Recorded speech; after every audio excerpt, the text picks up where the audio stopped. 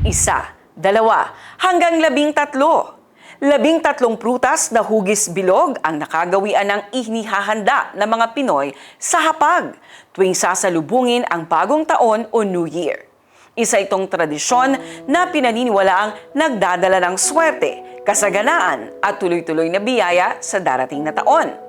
At ngayong papasok na ang 2026, alamin natin kung ano ang kahulugan sa likod ng 13 o 13 bilog na prutas na hindi nawawala sa ating mga handaan tuwing bagong taon.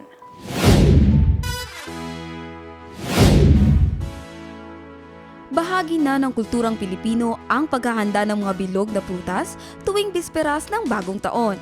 Karaniwan, 12 prutas ang inihahain para umano sa swerte at kasaganaan sa bawat buwan ng paparating na taon. Sa ilang pamilya naman, 13 prutas ang inilalagay sa mesa bilang paniniwala sa dagdag na buhos ng biyaya at proteksyon laban sa malas. Tradisyon na isinasabuhay sa marami ng henerasyon. Ayon kay Johnson Chua, isang feng shui consultant, higit pa sa pamahiin ang kahulugan ng mga prutas sa bagong taon. Anya, sinisimbolo nito ang smooth sailing na kabuhayan, isang paalala na sana'y tuloy-tuloy ang biyaya at kakaunti ang pagsubok sa buong taon. Mahalaga rin ang bilog na hugis ng mga prutas dahil kahawig ito ng barya o pera, simbolo ng yaman at kasaganaan. Kabilang sa mga karaniwang inihahanda ang mansanas, ubas, orange, melon, pinya, pakwan at saging. Mga prutas na hindi lamang masarap, kundi puno rin ng simbolismo. Bawat prutas ay may kanya-kanyang kahulugan ayon sa paniniwala. Ang orange o dalandan ay niuugnay sa yaman, suwerte at tagumpay. Ang ubas ay simbolo ng kasaganaan at marangyang pamumuhay. Ang pinya dahil sa hugis nitong tila may korona ay sumasagisag sa tagumpay at mabuting kalusugan. Ang pakwan ay tanda ng masaganang biyaya dahil sa dami ng buto nito. Ang saging naman ay iniuugnay sa pagkakaisa at matibay na samahan ng pamilya. Sa ilang tahanan, isinasama rin ang mangga bilang simbolo ng pera at matibay na ugnayan ng pamilya. At ang peras bilang tanda ng mabuting kalusugan at mahabang buhay. Ayon sa mga feng shui expert, maswerte ngayong 2026 ang mga pagkaing may kulay pula at kahel. Ang mga kulay na ito ay sinisimbolo ang swerte, lakas, kasiglahan, at tagumpay, kaya't mas binibigyang halaga ang mga prutas tulad ng mansanas, pakwan, strawberry, at orange sa mga handaan sa besperas ng bagong taon. Gayunman, hindi dapat umasa lamang sa pamahiin. Sa huli, ang tunay na kasaganaan ay nagmumula pa rin sa sipag at tiyaga, sinasabayan ng panalangin, mabuting hangarin at tamang desisyon.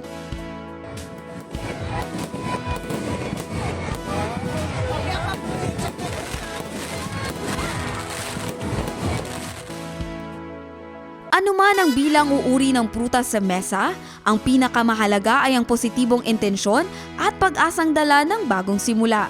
Sa bawat bilog na prutas na ililalapag sa hapag, nasasalamin ang pananampalataya ng mga Pilipino sa masaganang bukas.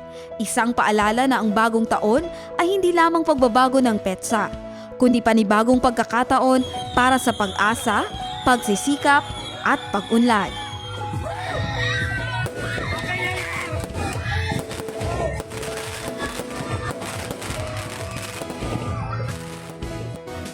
Sa pagsalubong natin sa 2026, dalhin natin hindi lamang ang 12 bilog na prutas sa mesa, kundi ang pananalig sa masaganang bukas at mas matibay na pamilya.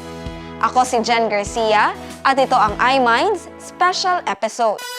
Masaganang hapag, mas maliwanag na bagong simula para sa bawat Pilipino. Ano man ang dami o uri ng prutas na inihahain sa mesa, malinaw na ang tradisyong ito ay higit pa sa pamahiin. Isa itong simbolo ng pag-asa, pasasalamat at pananampalataya ng mga Pilipino sa masaganang bukas. Sa bawat bilog na prutas, nasasalamin ang hangarin para sa mas maayos na kabuhayan, mas matibay na pamilya at mas maliwanag na kinabukasan. At sa huli, paalala rin ito na ang tunay na kasaganaan ay hindi lamang hinahangad. Ito'y pinaghihirapan, ipinagdarasal, at pinangangalagaan araw-araw. Ito ang diwa ng bagong taon, panibagong simula panibagong pag-asa at panibagong pagkakataon para umunlad.